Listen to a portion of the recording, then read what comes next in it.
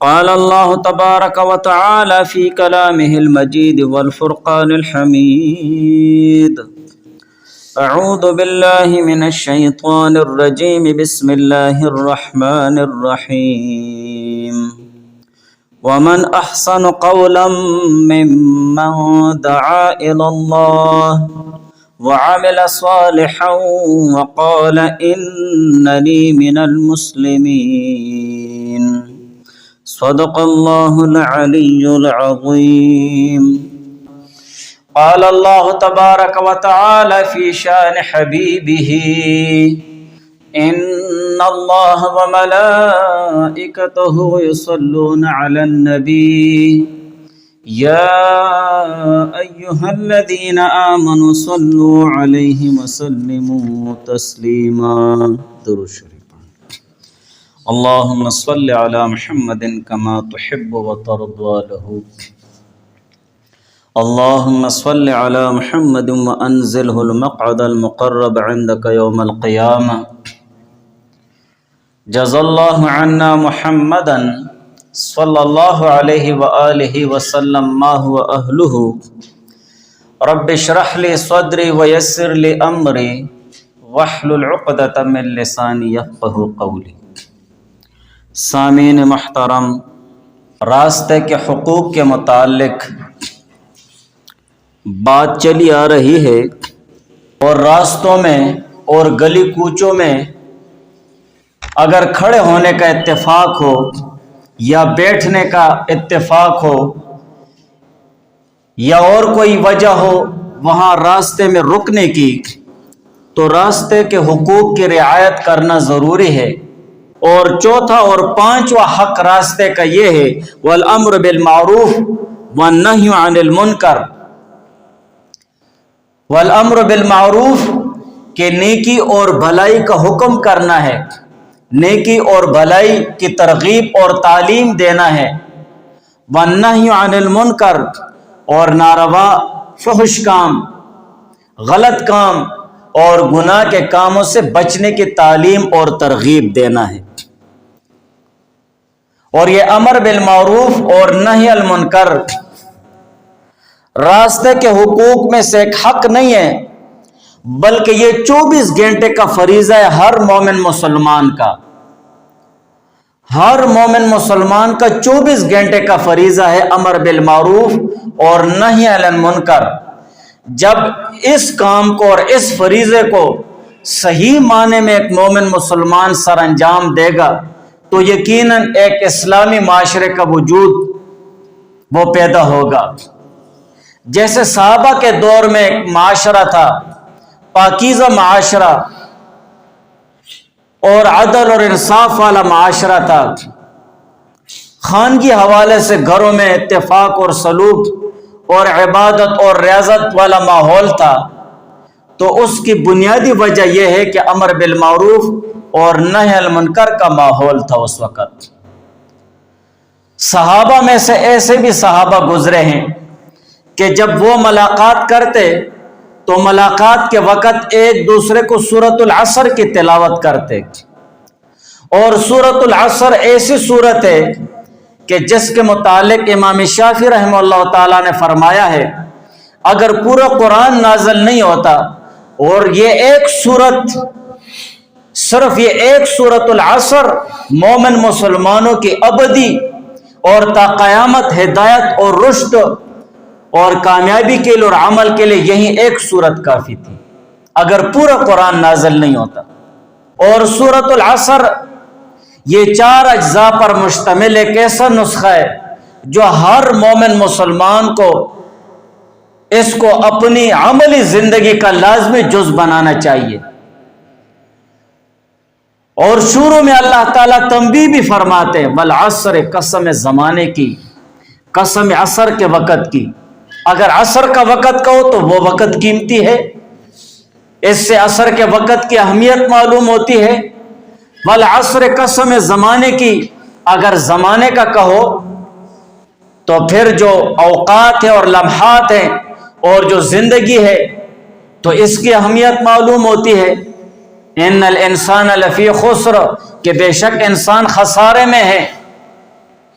اگر وہ اپنی زندگی کے اوقات اور لمحات اور یہ اہم قیمتی سرمایہ ضائع کرتا ہے تو بے شک وہ خسارے میں ہیں۔ الا الذین، مگر وہ لوگ جو ایمان لائے، وعملوا الصالحات اور نیک اعمال کرتے رہے، وتواصوا بالحق اور ایک دوسرے کو حق کی ترغیب دیتے ہیں، وتواصوا بالصبر اور اسی طرح ایک دوسرے کو صبر کی تلقین بھی کرتے ہیں۔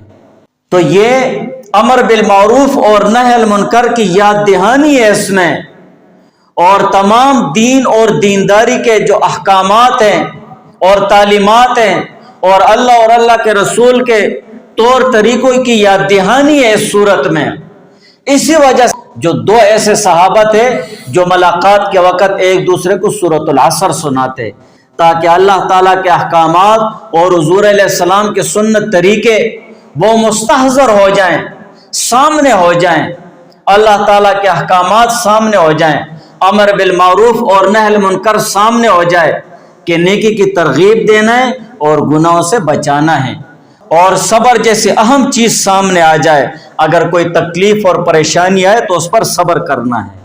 اور امر بالمعروف میں وہ تمام نیکیاں داخل ہیں جن کا اسلام نے کرنے کا حکم دیا ہے۔ اسلام نے ان نیکیوں کے کرنے کا حکم دیا ہے،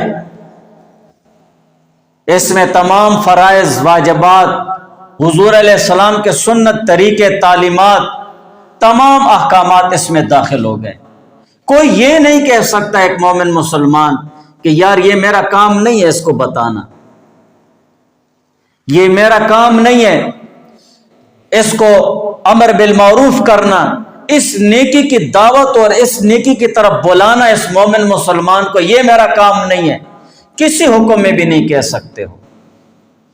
ہاں حکم کی حیثیت بدل سکتی ہے، جیسے آگے آ رہا ہے، اگر کوئی آپ کے ساتھ علم میں مباحثہ کر رہا ہے تو آپ کہہ سکتے ہیں یہ میرا کام نہیں ہے، میرے پاس علم نہیں ہے کہ میں علم کے ذریعے اسے رائے راست پر لے آؤں، اسے امر بالمعروف کر ڈالوں، میں دلائل کے ساتھ اسے نہیں سمجھا سکتا ہوں، تو پھر وہ علماء کا کام ہے۔ بزور بازو میں ایسے امر بالمعروف نہیں کر سکتا ہوں، ڈنڈے کے زور پر میں ایسے نیکی کا حکم اور ترغیب نہیں کر سکتا ہوں، یہ میرا کام نہیں ہے، یہ حکمران کا، صاحب حیثیت، صاحب اقتدار اور جو اصل و رسوخ والے لوگ ہیں یہ ان کا کام ہے۔ تو حیثیت بدل سکتی ہے، اور نہی عن المنکر میں وہ تمام برائیاں داخل ہیں جن کا حضور علیہ السلام کی طرف سے ناجائز ہونا معلوم ہوا ہے کہ یہ کام ناجائز ہے، حرام ہے، غلط ہے، اس سے اپنے مومن مسلمان کو بچانا یہ ہر مومن مسلمان کی ذمہ داری ہے۔ فرائض ہیں تو فرائض کی ترغیب دینا یہ فرض کے درجے میں ہیں، واجبات ہیں تو واجبات کی ترغیب دینا یہ واجب کے درجے میں ہیں، کہ تمہیں اپنے مومن مسلمان کو دین اور دینداری کی طرف بلانے کے لیے ترغیب دینا اگر فرض کا حکم ہے تو یہ فرض کے درجے میں یہ ترغیب دینا، اگر یہ واجب کے درجے میں ہے تو پھر واجب ہے اس کی ترغیب دینا۔ پہلو تہی کرنا ہے کہ بس چھوڑو پرے، جو کر رہا ہے کرنے دو اسے، یہ ہماری غلط فہمی ہے، یہ مسلمان کی شان نہیں ہے، بلکہ مسلمان کی شان ایسی ہونی چاہیے کہ میرا یہ مسلمان بھائی ہے، اس میں اس نیکی کی کمی ہے، اس عبادت کی کمی ہے، میں اس کو امر بالمعروف کروں کہ بھائی تم یہ عبادت کرو، کچھ بھی نہیں کر سکتے ہو کم سے کم اس کے لیے دعا تو کر سکتے ہو، یا اسی طرح اس کے لیے استغفار کرو گے، یا اللہ اس کو معافی دے۔ جو شخص مومن مسلمانوں کے لیے استغفار کرتا ہے، بخشش مانگتا ہے، مغفرت مانگتا ہے، یا اللہ اس مومن مسلمان کو معاف کر، یہ بہت عاجز ہے، بہت کمزور ہے، میں اس سے بھی کمزور ہوں کہ اسے تیری طرف بلا نہیں سکتا ہوں، ہر مومن مسلمان کے بدلے میں تجھے نیکی ملے گی، اور اس نیکی کی قدر اور اہمیت تب معلوم ہوگی جب قیامت برپا ہو جائے گی، جب ایک نیکی کے لیے میدان حشر میں ایک آدمی سرگرداں اور مارا مارا پھرتا رہے گا، نفسی نفسی کا عالم ہوگا، یا اللہ مجھے بچا، یا اللہ مجھے بچا، یا اللہ مجھے بچا۔ پھر اس وقت اس نیکی کی قدر معلوم ہوتی. یہ تو وہاں کی کرنسی ہے. آخرت کی کرنسی پیسہ، دولت، نیک اعمال ہیں. جتنے اچھے اعمال ہوں گے اتنا زیادہ تیرے پاس آخرت کا پیسہ ہوگا. تو پھر دیکھو آپ